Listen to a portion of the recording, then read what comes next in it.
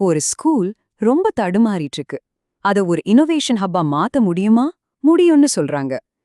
இன்னைக்கு குழப்பத்தில் இருந்த ஒரு கல்வி அமைப்பு எப்படி படைப்பாற்றலோட உச்சத்தை தொட்டுச்சுங்கிற ஒரு நம்ப முடியாத பயணத்தை தான் நாம பார்க்க போறோம். இது வெறும் ஒரு மாற்றத்தோட கதை இல்ல, கல்வியோட எதிர்காலத்தையே புரட்டி போட்ட ஒரு கதை. எல்லாத்துக்கும் ஆரம்ப புள்ளி இந்த ஒரு கேள்விதான். டீச்சர்ஸ்ல ரொம்ப கஷ்டப்பட்டு உழைக்கிறாங்க, ஆனா ஸ்டூடெண்ட்ஸோட கிரியேட்டிவிட்டி எங்கேயோ முடங்கி கிடக்கு. அந்த விரக்தியோட உச்சத்துல ஒரு தலைவர் இந்த கேள்விய தனக்குத்தானே கேட்டுக்கிட்டார். இதுதான் எல்லாத்தையும் மாத்தி அமைச்ச அந்த ஒரு கேள்வி. இது நம்மள பல பேர் சந்திக்கிற ஒரு சவால் இல்லையா? ஒரு சிஸ்டம் சரியில்லைன்னு நமக்கு தெரியும். ஆனா அந்த கடுப்ப, அந்த விரக்திய எப்படி ஒரு பாசிட்டிவ் சக்தியா, ஒரு புதுமையான விஷயமா மாத்துறது? இந்த கேள்விக்கு அந்த பள்ளி ஒரு அற்புதமான பதில கண்டுபிடிச்சது. அவங்களுக்கு கிடைச்ச பதில் ரெண்டே ரெண்டு பவர்ஃபுல் ஐடியாஸ்ல இருந்துச்சு. ஒன்னு மனுஷங்கள சென்டரா வச்சு யோசிக்கிற டிசைன் திங்கிங், இன்னொன்னு ஆர்டிஃபிஷியல் இன்டெலிஜென்ஸ், அதாவது ஏஐயோட சக்தி. இந்த ரெண்டும் சேர்ந்து ஒரு கல்வி புரட்சியை எப்படி உருவாக்குச்சுன்னு தான் இப்ப பார்க்க போறோம். ஓகே, இப்போ கதையோட முதல் பகுதிக்குள்ள போலாம். எந்த ஒரு தீர்வையும் தேடுறதுக்கு முன்னாடி பிரச்சனையை சரியா புரிஞ்சுக்கணும் இல்லையா? இங்கே அந்த பிரச்சனை ஒரு கிரியேட்டிவிட்டி கிரைசிஸ். யோசிச்சு பாருங்க, ஒரு பக்கம் ஒரே மாதிரி பாடம் நடத்தி சோர்வா இருக்கிற டீச்சர்ஸ், முடங்கி போன மாணவர்களோட கற்பனை திறன். இன்னொரு பக்கம் ஒவ்வொரு ஸ்டூடெண்ட்டும் ஒரு இன்னோவேட்டரா மாறணும், கத்துக்கிறது ஒரு கொண்டாட்டமா இருக்கணும்னு ஒரு கனவு. இந்த ரெண்டுக்கும் நடுவுல இருந்த பெரிய கேப்ப அவங்க எப்படி தாண்டுனாங்க? மாற்றத்துக்கான அஸ்திவாரம் இங்கதான் போடப்பட்டுச்சு. இது வெறும் புது புது திட்டங்களை பத்தினது இல்ல, ஸ்கூலோட கல்ச்சரையே, அதோட அடித்தளத்தையே மாத்துறத பத்தினது. இந்த மாற்றத்தோட இதயம்னே சொல்லலாம். அதுதான் இந்த 3P கல்ச்சர். இதுல சூப்பரான விஷயம் என்னன்னா, இதோட சிம்பிளிசிட்டி தான். பர்பஸ், ப்ராசஸ், அப்புறம் பீப்பிள். இந்த 3 தூண்கள் தான் மொத்த ஸ்கூல் கம்யூனிட்டிக்குமே ஒரு புது எனர்ஜியை கொடுத்துச்சு. இந்த 3Pய இன்னும் கொஞ்சம் சிம்பிளா பாப்போமா? முதல்ல பர்பஸ். நான் ஏன் டீச்சரா இருக்கேங்கிற அந்த நோக்கத்தை டீச்சர்ஸ் திரும்பவும் கண்டுபிடிச்சாங்க. ரெண்டாவது ப்ராசஸ்.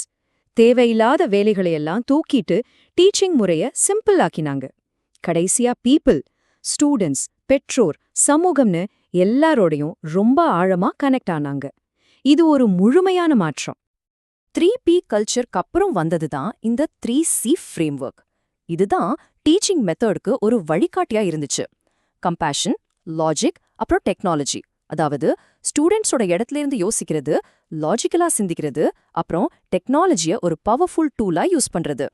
சரி, இந்த கொள்கையெல்லாம் எப்படி டெய்லி பிராக்டிஸ்க்கு வந்தது? இங்க பாருங்க, லேர்னிங், ஸ்கில் டெவலப்மெண்ட், இன்னோவேஷன், நெட்வொர்க்கிங்னு 5 தூண்கள். அதுலயும் இந்த ஸ்பைன் கிளப்கள், அடடா, ஹெல்த், ஹாபீஸ், ஸ்போர்ட்ஸ்னு கத்துக்கிறதையே மறுபடியும் ஒரு கொண்டாட்டமா மாத்திட்டாங்க. ஓகே, இப்போ தியரியிலேருந்து பிராக்டிக்கலுக்கு வருவோம். இந்த ஐடியாஸ்லாம் எப்படி ஸ்டூடெண்ட்ஸ் கிட்ட போய் சேர்ந்துச்சு? நிஜமான மேஜிக் நடந்தது இங்கேதான். இந்த மொத்த மாற்றத்தோட ஒரு சூப்பரான அவுட்கம் தான் இந்த 7+7 கிளப்ஸ். இது சும்மா ஒரு எக்ஸ்ட்ரா கரிக்குலர் ஆக்டிவிட்டி இல்ல, ஸ்டூடெண்ட்ஸ் நிஜ உலக பிரச்சனைகளுக்கு தீர்வு கண்டுபிடிக்கிற ஒரு இன்னோவேஷன் லேபா இது மாறிச்சு. 14. ஏன் இந்த நம்பர்? ரொம்ப சிம்பிள். ஸ்டூடெண்ட்ஸ் 7 லோக்கல் பிரச்சனையும் 7 குளோபல் பிரச்சனையும் எடுத்துக்கிட்டு அதுக்கு தீர்வு காண ஆரம்பிச்சாங்க.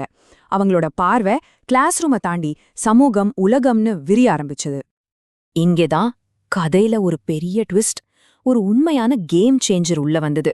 ஸ்டூடெண்ட்ஸ் கையில ஜெனரேட்டிவ் ஏஐ டூல்ஸ் கிடைச்சப்போ அவங்களோட திறமைகள் அடுத்த லெவலுக்கு போச்சு.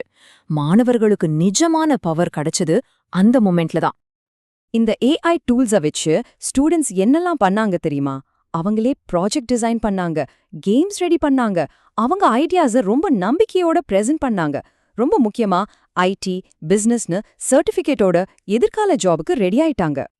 இந்த ஸ்டேஜ்ல அந்த ஸ்கூல் வெறும் கல்வியை மட்டும் நல்லா கொடுக்கல, அதுக்கும் மேல போய் நிஜ உலகத்துல ஜெயிக்கிற ஒரு கல்ச்சரே உருவாக்க ஆரம்பிச்சாங்க. சரி, இந்த வளர்ச்சிய அவங்க எப்படி மேனேஜ் பண்ணாங்க? ரொம்ப சிம்பிள். தெளிவான கோல் செட் பண்ணாங்க, அதாவது OKRs. அதை ட்ராக் பண்ண கேமிஃபிகேஷன் யூஸ் பண்ணாங்க. ரொம்ப முக்கியமா சின்ன சின்ன வெற்றிகளை கூட பெரிய அளவுல கொண்டாடி தீர்த்தாங்க. இதுதான் இந்த மொத்த மாற்றத்தோட கிளைமேக்ஸ்னு சொல்லலாம். இங்க ஒருத்தர் ஜெயிக்கிற போட்டி இல்ல, நாம எல்லாரும் ஒன்னா சேர்ந்து ஜெயிக்கணும். அப்படி ஒரு கல்ச்சர் உருவாகிடுச்சு. இது ஒரு டீம் ஒர்க்கோட வெற்றி. அவங்களோட அல்டிமேட் கோல் என்ன தெரியுமா? 1000, ஆமா 1000 ஏஐ ஸ்டார்ட் அப்ஸ் உருவாக்குற ஒரு பெரிய மிஷன்ல ஒரு பகுதியா இருக்கணும்.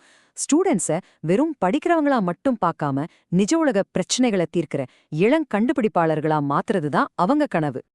சரி, இந்த நம்ப முடியாத பயணத்தோட கடைசிக்கு வந்துட்டோம். இதிலிருந்து நம்ம எடுத்துக்க வேண்டிய முக்கியமான பாடம் என்ன? இதுதான் முக்கியமான மெசேஜ். மனுஷங்கள புரிஞ்சுக்கிற டிசைன் திங்கிங், வானம்தான் எல்லைன்னு சொல்ற ஏஐ, இந்த ரெண்டும் ஒன்னா சேரும்போது நம்மால முடியாதது எதுவுமே இல்லைன்னு ஒரு உண்மையான வளர்ச்சி மனநிலை உருவாகும். இந்த கூட்டணி தான் சாத்தியமில்லாததுன்னு நாம நினைக்கிற விஷயங்களோட கதவை திறக்குது. இந்த பகுதியை முடிக்கிறதுக்கு முன்னாடி உங்ககிட்ட ஒரு கேள்வி. உங்க வேலையில, உங்க சமூகத்துல, இல்ல உங்க வாழ்க்கையில இந்த டிசைன் திங்கிங்கும் டெக்னாலஜியும் சேர்ந்தா தீர்க்கக்கூடிய அந்த ஒரு பெரிய சவால் எது? யோசிச்சு பாருங்க. ஏன்னா குழப்பத்தை ஒரு படைப்பா மாத்துற சக்தி நம்ம எல்லார்கிட்டயும் இருக்கு.